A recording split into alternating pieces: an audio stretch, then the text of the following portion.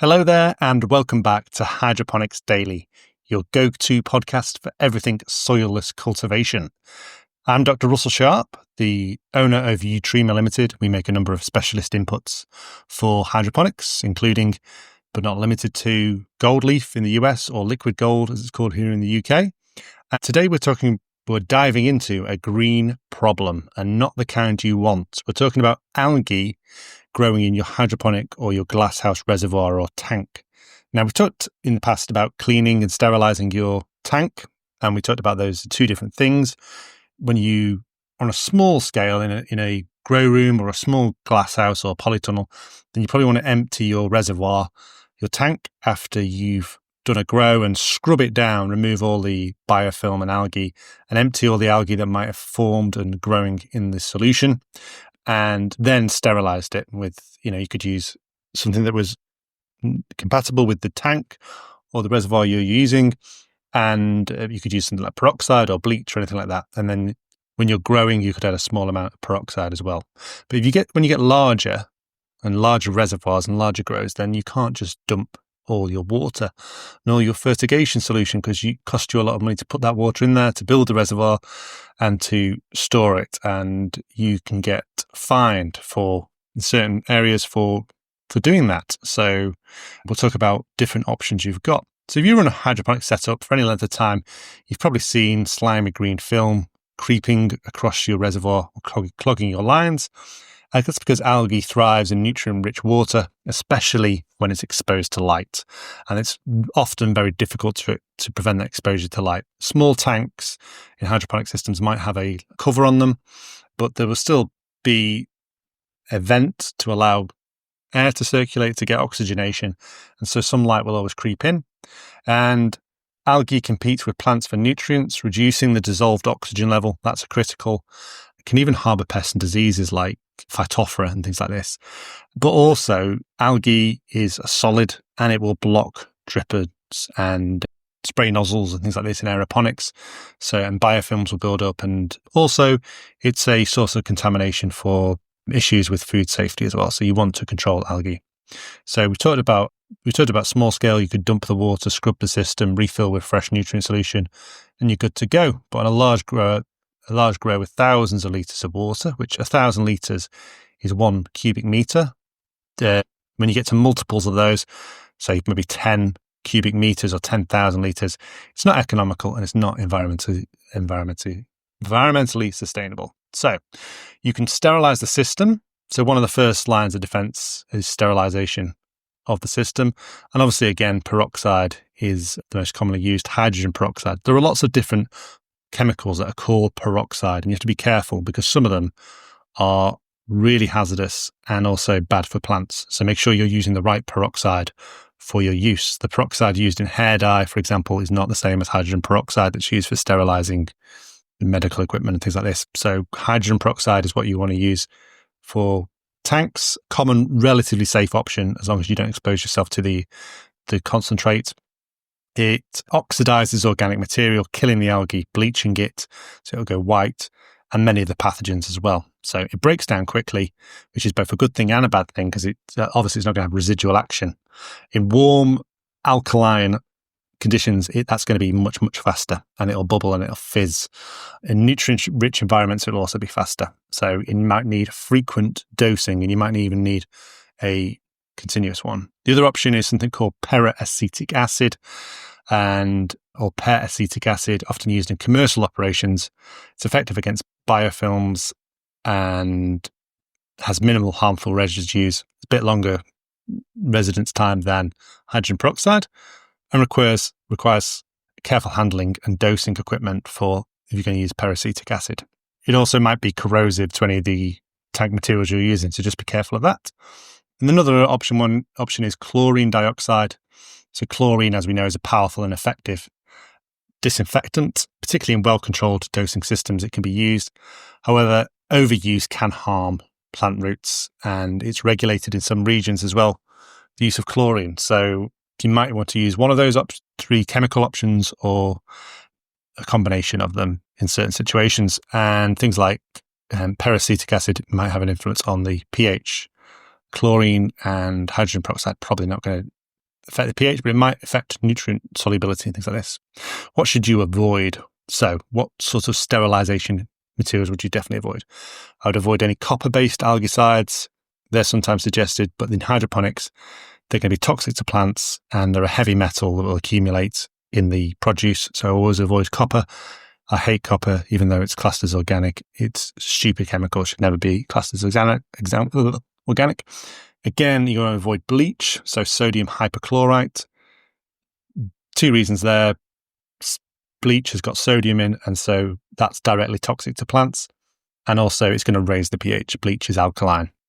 So avoid that, and then avoid any what are called quat-based disinfectants. These are residual disinfectants. They might last for a long time. They might keep algae from killing, from being in your reservoir, but they're also going to poison your crop and also potentially poison your consumers of your produce. So you don't want to be using any quat-based algae destroyers. There are, unfortunately, some products probably sold by people who don't know how stupid they are, selling quat-based disinfectants for algae control in hydroponics in the UK.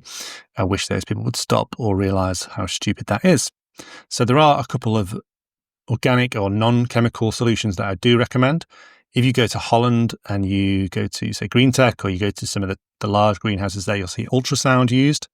It's an exciting, fairly new technology where ultrasonic transducers and create microscopic bubbles that collapse the algal cells nearby, disrupting their ability to photosynthesize and reproduce. So these devices run continuously in the reservoirs, the large reservoirs, reducing the algae growth without introducing any chemicals. And they work best in relatively clear water, so they can't work when there's already an infestation. They're being used increasingly around large-scale greenhouses, and they'll often have bright-coloured buoys holding them up in the water, so that's how you'll know that they're there. And then lastly is the option that Eutrema manufacture. We manufacture a chitosan solution. It's a polysaccharide. It's a naturally cationic polysaccharide, one of the very few in nature, and we have a very strong concentrate. There are a few chitosan products on the market already. We're not the only ones. However, a lot of them are weak as pish, as they would say in Scotland.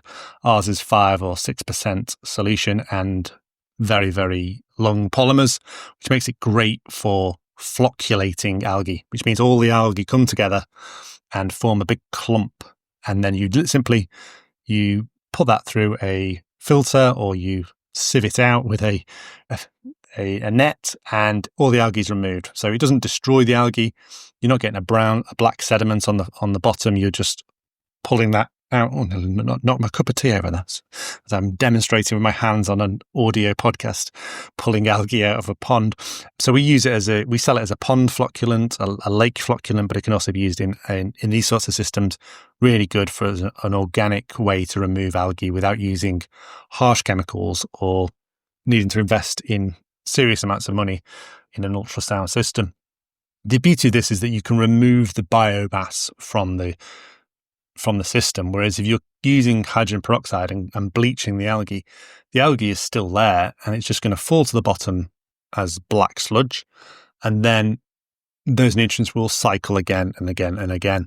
You're not actually removing the sludge in the algal biomass, whereas if you use chitosan to flocculate it into big clumps, then you will see that. And it works pretty much instantaneously, and it's a good visual way to remove algae because you just simply, it happens before your eyes, and the water goes clear, so it's really good, really one good there. So yeah, we definitely recommend chitosan. We sell a lot of it this time of year, August, September, really hot summers. They've built up, algae levels are built up to the point where if there's any fish in any reservoirs or ponds, then they start to really suffer health issues. And so we use chitosan. It can be used in aquaponics as well, because to remove algal blooms, because it's organic as well. A lot of aquaponic farms are organic, so they can be filtered out or allowed to even settle, but we don't recommend that.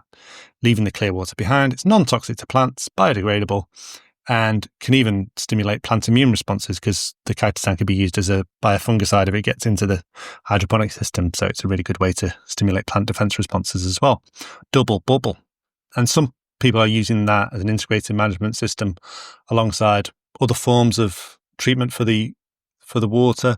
So UV or ozone treatment will also kill algae as well, and pathogens. So also look at those systems.